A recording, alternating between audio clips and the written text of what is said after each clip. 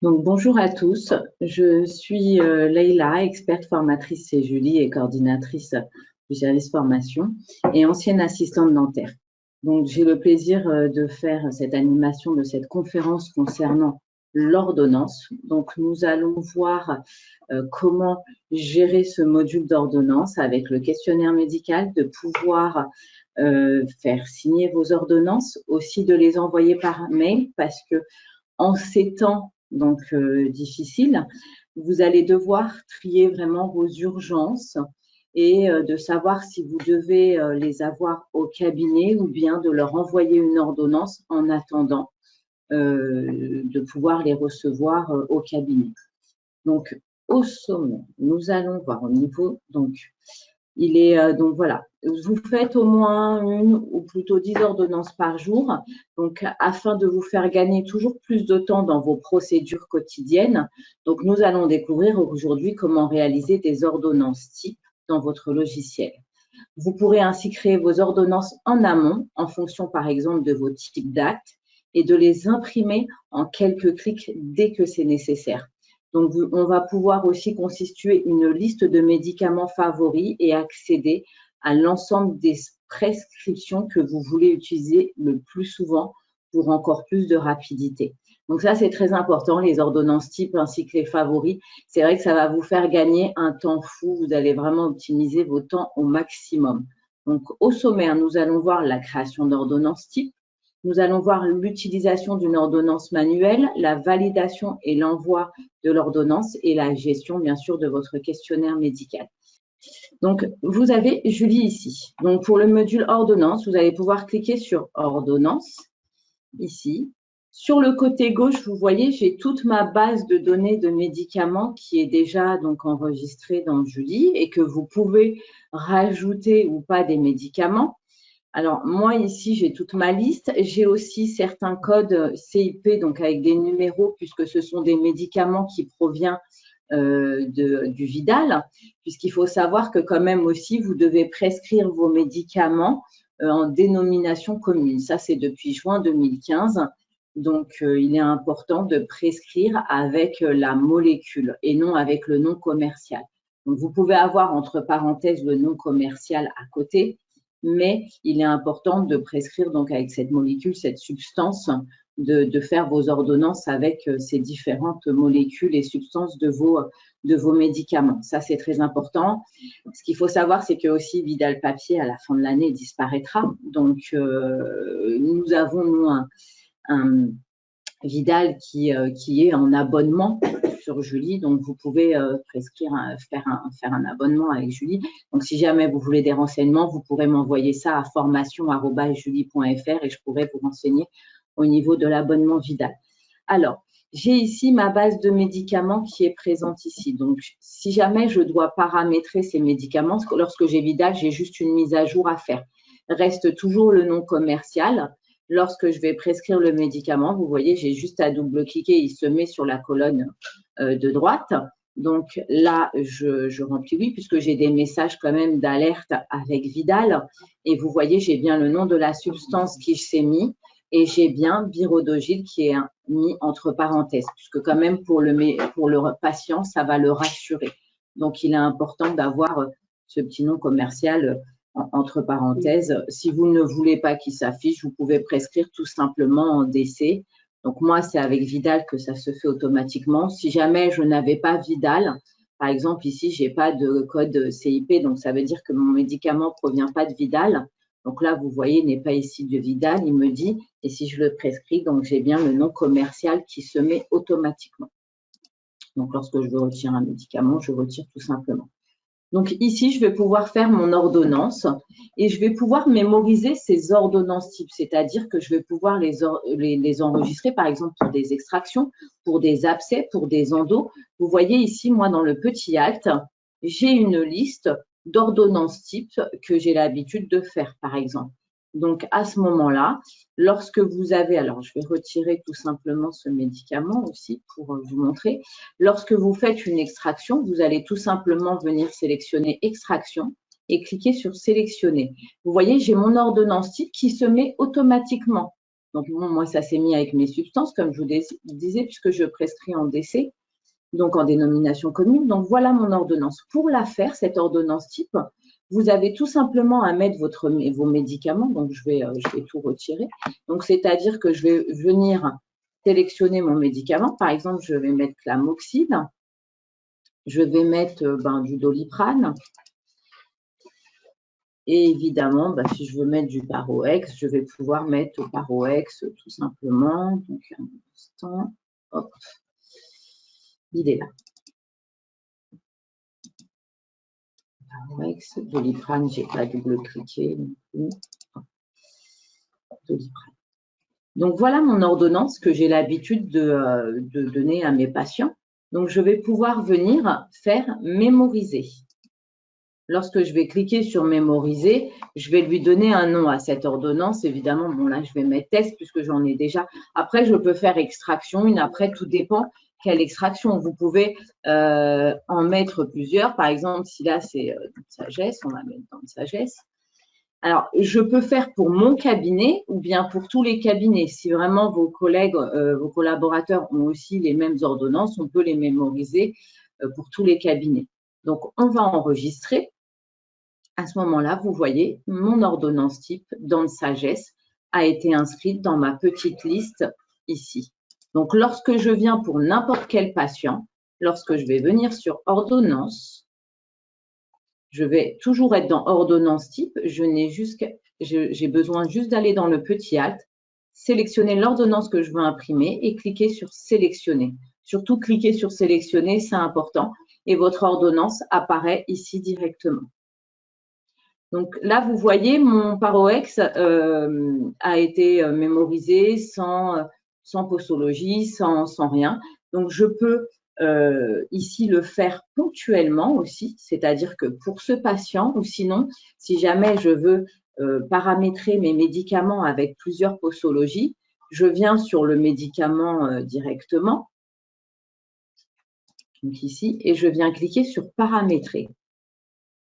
Et là, vous voyez, je peux insérer jusqu'à 4 posologies différentes.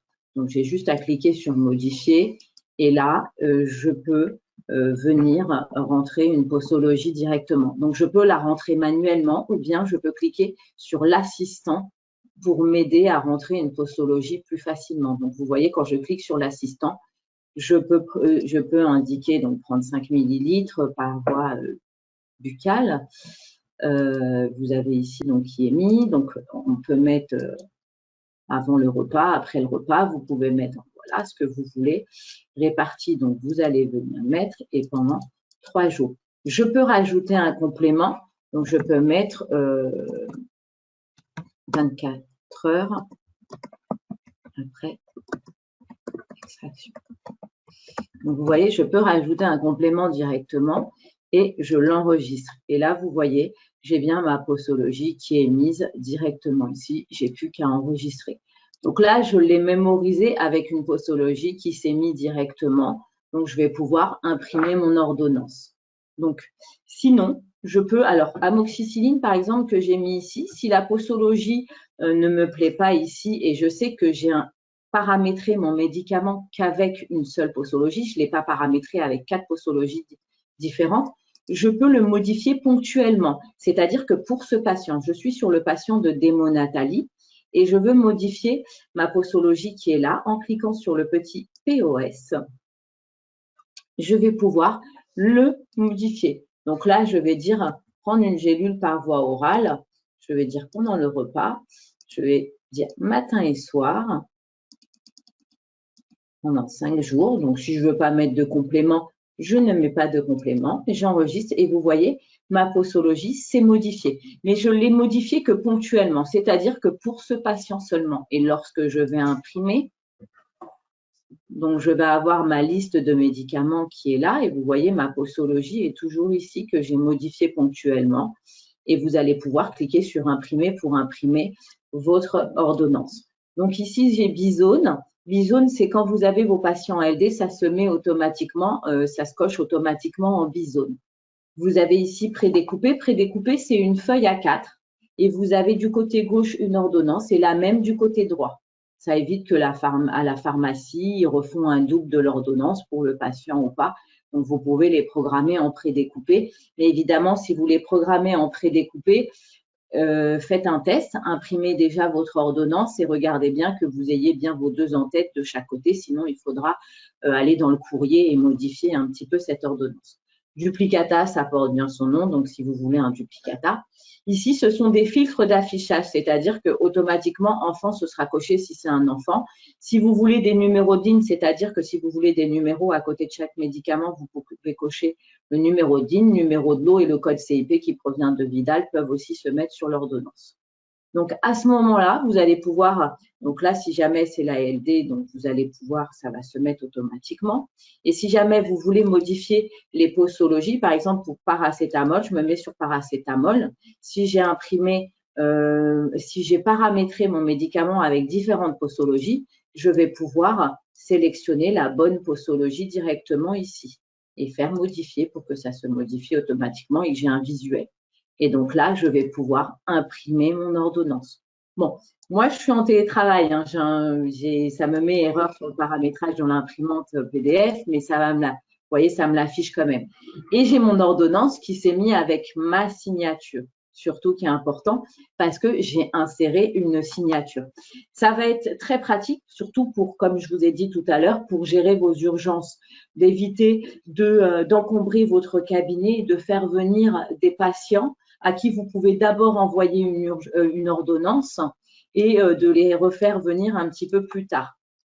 Donc, à ce moment-là, ce que vous pouvez faire, c'est que, et puis aussi, l'ordonnance, donc vous pouvez aussi la signer sur la tablette si jamais vous avez évidemment la tablette. Donc, vous pourrez la faire signer directement sur la tablette. Si vous n'avez pas la tablette, donc vous pouvez faire une signature directement dans courrier. On va le voir tout à l'heure. Je vous montrerai, je ne vais pas mélanger. On reste toujours sur l'ordonnance et je vous montrerai tout à l'heure comment insérer votre signature. Donc, là, voilà pour mes ordonnances types. Une fois que, lorsque vous imprimez une ordonnance, elle viendra se mettre toujours dans votre bibliothèque et documents du patient. D'accord? Et l'ordonnance se mettra automatiquement ici. Alors, moi, c'est une ordonnance qui s'est mise parce que comme je suis à la maison, c'est tout à fait différent. J'ai mon Julie qui est tout à fait différent, mais on va pouvoir visualiser cette ordonnance après avec la signature, on sera avec la signature. Mais chaque document que vous imprimez, que ce soit un devis, que ce soit une facture, vient se mettre dans la bibliothèque documents du patient et vous allez pouvoir l'envoyer par mail, donc à ce moment-là, avec la signature, ou bien le faire signer sur la tablette en faisant un clic droit s'il est converti en PDF, évidemment, avant. Et lorsque vous aurez converti votre document en PDF, vous pourrez le signer sur Julitab automatiquement et l'envoyer par mail. Donc ça, on le verra tout à l'heure pour pouvoir faire la signature et l'envoyer par mail. On va le faire sur la tablette parce que tout le monde n'a pas la tablette. Donc ici, comme je vous ai dit, j'ai ma liste de médicaments. Lorsque vous visualisez ma liste de médicaments, vous voyez bien que j'ai des médicaments en gras et j'ai des médicaments qui ne sont pas en gras. Les médicaments qui sont en gras, ce sont mes médicaments que j'ai mis en favoris. Ces médicaments qui sont en favoris, c'est-à-dire que ça va me faciliter la vie d'une certaine manière parce que je vais aller beaucoup plus vite pour rechercher les médicaments que j'ai l'habitude de donner à mon patient, enfin de prescrire à mon patient. Donc, à ce moment-là, lorsque je mets en favoris, je peux afficher mes favoris et là, j'ai ma liste qui est beaucoup plus petite et j'ai moins de choix, moins à chercher et je vais pouvoir venir prescrire mes médicaments. Donc, pour les mettre en favoris, donc je vais décocher, afficher les favoris, mais pour mettre un médicament en favoris, vous avez juste à vous mettre sur le médicament et venir cocher favoris, tout simplement. Et là, le médicament se met en gras. Et vous allez pouvoir faire afficher les favoris ou décocher, afficher les favoris. Donc là, c'est vraiment pour aussi aller beaucoup plus vite et optimiser votre temps. C'est bien de faire des favoris de médicaments parce que c'est ceux que vous utilisez le plus souvent. Donc à ce moment-là, vous pouvez les mettre en favoris. Donc tout à l'heure, je vous disais pour paramétrer quand même vos médicaments, vous sélectionnez donc, vos médicaments et vous cliquez sur paramétrer. Surtout, n'hésitez pas à paramétrer vos médicaments avec différentes posologies parce que ça va beaucoup plus vite au moment où vous allez faire l'impression de votre ordonnance. Vous pourrez sélectionner à ce moment-là vraiment la posologie qui vous convient, enfin qui convient au patient. Donc ça, c'est très important. Vous avez juste à faire modifier et venir mettre vos différentes posologies. Moi, j'ai Vidal sur mon poste, donc après, c'est différent. Moi, mes médicaments, je peux les rajouter avec Vidal.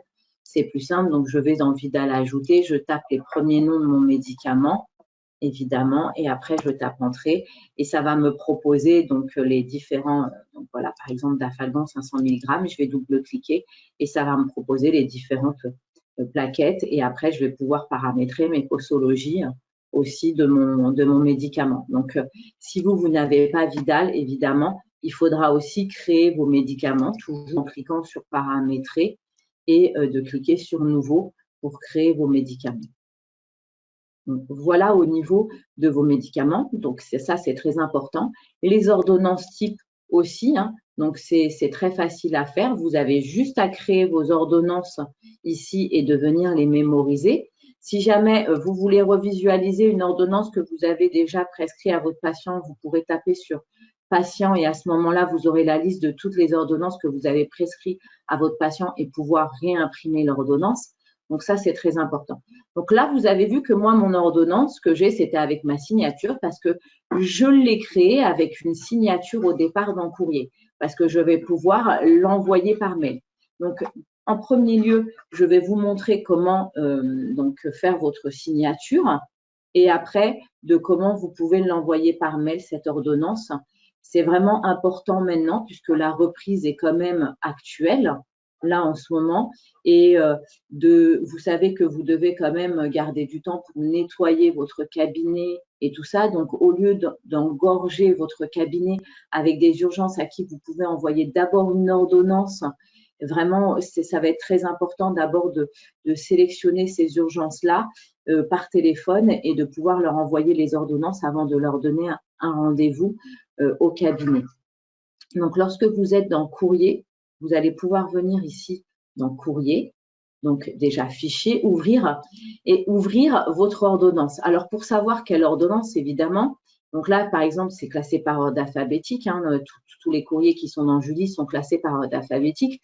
Vous me direz, il y a plusieurs ordonnances. Je ne sais pas c'est laquelle. Pour savoir quelle ordonnance vous imprimez, il faut juste venir dans bibliothèque et regarder. Donc, c'est ordo adulte qui s'imprime.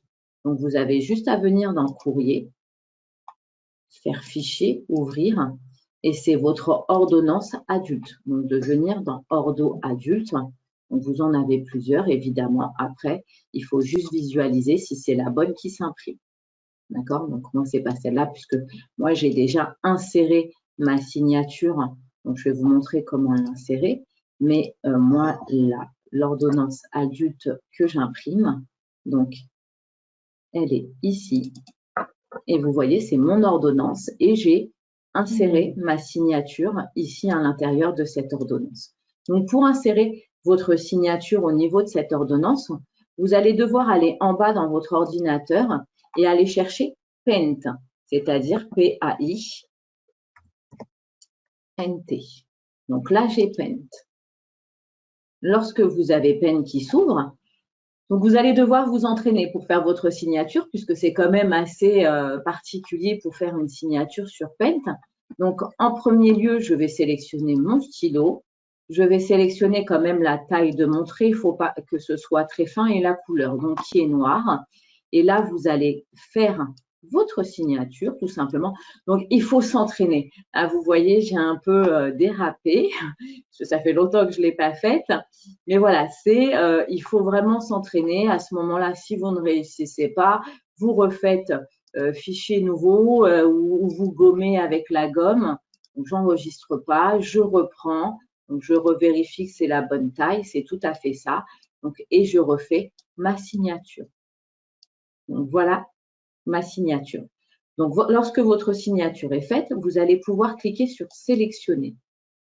Lorsque vous allez sélectionner, vous voyez, vous avez une petite étoile qui apparaît sur l'écran de votre curseur. Le curseur apparaît comme une petite étoile et vous allez sélectionner votre signature qui est ici, tout simplement. Elle est sélectionnée. Vous allez pouvoir cliquer sur rogner. Une fois que vous avez cliqué sur rogner, vous allez faire fichier vous cliquez pas sur enregistrer tout. Vous placez seulement votre curseur sur enregistrer sous. Et une fois que vous avez placé le curseur sur enregistrer sous, vous allez cliquer sur image au format JPEG parce que vous allez enregistrer votre signature en image au format JPEG. Donc, quand vous cliquez sur format image JPEG, vous voyez, bon, bah là, moi, j'ai fait plusieurs tests. Donc, et là, j'ai ma signature. Donc, vous voyez, je vais taper test 1 puisque j'ai déjà test qui est inscrit ici. Et je vais enregistrer ma signature. Et là, votre signature est enregistrée tout simplement. Maintenant, pour l'insérer au niveau de votre courrier, donc je vais supprimer cette signature. Je place en premier lieu mon curseur où je veux intégrer ma signature. Une fois que j'ai placé mon curseur, je viens dans Insertion, Images. Et là, vous voyez, automatiquement, j'arrive sur mes images. Et vous voyez, ma signature que je viens d'enregistrer, test 1, est présente. Donc, je vais tout simplement cliquer sur Ouvrir et ma signature s'est insérée dans mon ordonnance. Une fois que j'ai ma signature qui est mise au niveau de mon ordonnance, donc je peux la faire plus petite ou pas, faire le carré un petit peu plus petit. Je sélectionne bien. Après, je vais dans Fichier et sauver le modèle. C'est très important de sauver le modèle, puisque comme ça, lorsque vous allez imprimer votre ordonnance, elle va s'imprimer directement avec votre signature. Donc, vous allez pouvoir après venir dans Ordonnance, faire mon ordonnance. Par exemple, je vais prendre mon ordonnance d'extraction directement, cliquer sur Sélectionner. J'ai mon ordonnance, faire Imprimer, tout simplement. Donc, comme j'ai dit au début, c'est mon ordonnance, elle est imprimée en dénomination commune. Donc, elle est imprimée avec le nom de la substance. Et ça, c'est très important puisque vous devez faire vos ordonnances avec le nom de la substance, donc de vos médicaments et non prescrire avec le nom commercial. Le nom commercial est entre parenthèses pour que le patient ne soit pas perdu aussi. Donc, vous allez pouvoir imprimer cette ordonnance qui est là. Et vous allez voir que mon ordonnance va apparaître avec ma signature. Donc, si jamais j'avais une boîte mail qui était reliée à Julie, je peux tout simplement, au lieu de cliquer sur imprimer, parce que je ne veux pas l'imprimer sur papier, cette ordonnance, je vais tout simplement l'envoyer par mail. Là, vous voyez, j'ai l'adresse mail. Bon, là, c'est mon adresse mail professionnelle de formation@julie.fr. Donc, si jamais vous voulez les renseignements sur Vidal, n'hésitez pas à envoyer là-dessus. Mais si jamais je veux envoyer par mail, je peux cliquer sur envoyer par mail parce que j'ai relié mon Julie à ma boîte mail. Donc, je vais vous montrer comment relier votre boîte mail. Donc, moi, je ne l'ai pas fait, mais je vais vous montrer comment faire. Je ne vais pas aller jusqu'au bout, évidemment, parce que je ne veux pas relier ma boîte professionnelle directement avec la boîte dans Julie. Et voilà, ce que vous pouvez faire, c'est où vous imprimez l'ordonnance et si le patient vient au cabinet, donc vous allez pouvoir lui donner. Sinon, là, c'est surtout ce qui est très important, c'est d'éviter d'engorger votre cabinet avec vraiment toutes ces problématiques et de plutôt envoyer les ordonnances par mail pour des urgences qui nécessitent vraiment d'abord de prescrire une ordonnance. Donc, je vais fermer mon ordonnance. J'ai mon ordonnance ici. Et si je veux l'envoyer par mail, donc ce qui va être très important, si jamais vous voulez l'envoyer par mail, c'est que vous allez devoir venir relier votre boîte mail à Julie directement. Donc, vous allez devoir venir sur Internet et télécharger Thunderbird. Donc, vous voyez ici, tout simplement, vous allez devoir télécharger. Vous avez ici l'icône de téléchargement. Donc, vous allez pouvoir cliquer dessus. Alors, évidemment, avant de le faire, il va falloir vous munir quand même de votre boîte mail, de l'adresse mail et du mot de passe. Et votre boîte mail donc sera reliée directement à Thunderbird. Maintenant, apparaîtra un petit oiseau et une petite enveloppe, comme ici en haut à gauche, apparaîtra en bas sur la barre de tâches, apparaîtra cette icône et votre boîte mail sera reliée directement à Julie. Donc, vous avez juste, c'est vraiment très simple à télécharger. Donc, vous pouvez télécharger seul en quelques minutes. Vraiment, ça prend 2-3 minutes. de le faire. C'est très simple. Si jamais vous n'arrivez pas à le faire seul, n'hésitez pas à appeler votre informaticien pour le faire. Et une fois que vous aurez relié votre boîte mail donc à Julie, vous aurez plus qu'à faire tout simplement de sélectionner l'ordonnance. Vous pourrez cliquer sur l'arrobase pour l'envoyer ou bien de cliquer sur envoyer ici. Et vous voyez, lorsque j'ai rempli dans ma fiche patient, lorsque j'ai rempli mon adresse mail ici, donc quand je suis dans ma bibliothèque et que je fais tout simplement envoyer, ça me propose l'adresse mail. L'ordonnance va se mettre directement en pièce jointe, l'adresse mail va se remplir. J'aurai seulement à remplir un petit mot au patient en disant si joint l'ordonnance. Donc voilà, c'est tout simple, ça prend quelques minutes, vous allez pouvoir gérer maintenant directement vraiment tout ce qui concerne vos ordonnances. Alors, j'ai aussi pas parlé aussi du questionnaire médical, donc on va le voir aussi tout de suite. Donc, quand vous voulez aussi faire votre questionnaire médical sur Julie, vous allez pouvoir venir dans Antécédents et questionnaire médical. Donc, vous allez votre questionnaire médical qui est dans Julie, vous allez pouvoir le visualiser directement ici, le remplir avec votre patient. Vous voyez, moi, j'en ai rempli un ce matin. Ou bien, vous allez pouvoir l'imprimer à vide. Lorsque vous l'imprimez à vide, donc vous allez pouvoir le donner à votre patient qui le remplisse directement dans la salle d'attente. Bien, vous pouvez l'envoyer aussi par mail. Vous allez pouvoir le remplir avec votre patient ou bien le faire remplir sur la tablette si vous avez Julie-Tab. Donc, le questionnaire qui est ici, donc c'est avec plusieurs questions, il n'est pas modifiable. Si jamais vous ne trouvez pas une question que vous voulez poser à votre patient, vous allez pouvoir rajouter jusqu'à 3 questions. Donc, dans paramétrage, vous allez pouvoir venir insérer ici jusqu'à 3 questions. Et surtout, si vous remplissez votre questionnaire par rapport à Julie-Tab ou par rapport à Julie même et que vous le remplissez ici avec le patient, vous allez pouvoir avoir une alerte indiquant que le questionnaire du patient doit être mis à jour. Puisqu'il est quand même très important, les questionnaires médicaux, vous devez les faire quand même tous les 6 mois. Même pour une consultation, si le patient revient pour une consultation, votre questionnaire médical doit être fait tous les 6 mois. Ça, c'est très, très important.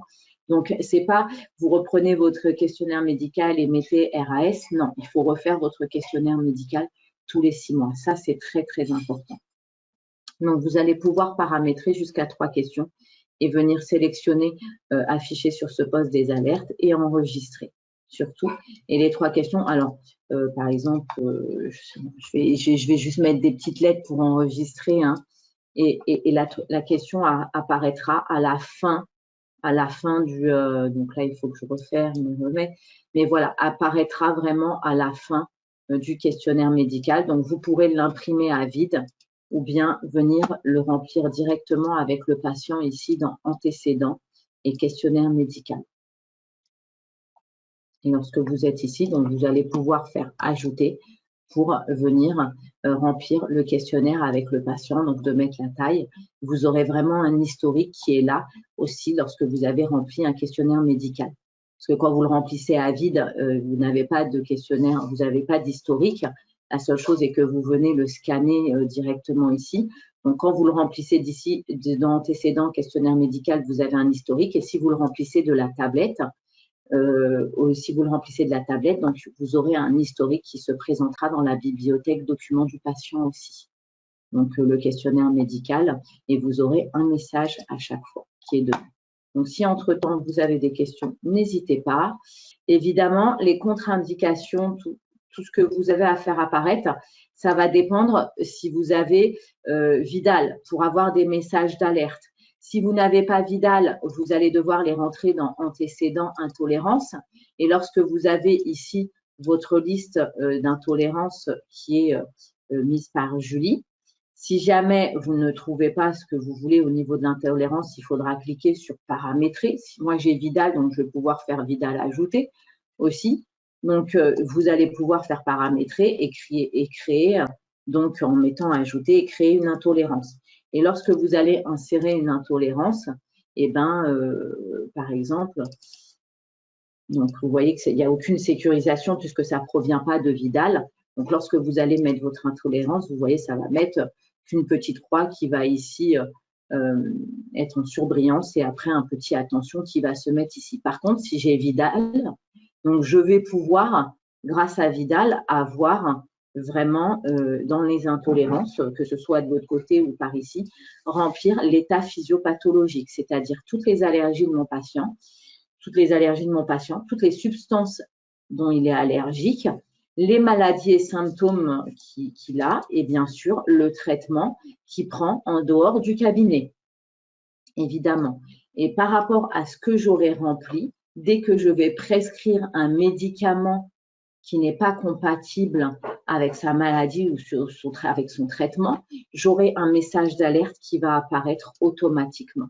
Donc, c'est pour ça que Vidal est important parce que c'est pour deux choses. Premièrement, parce que vous pouvez prescrire en dénomination commune, c'est-à-dire avec la substance ou la molécule.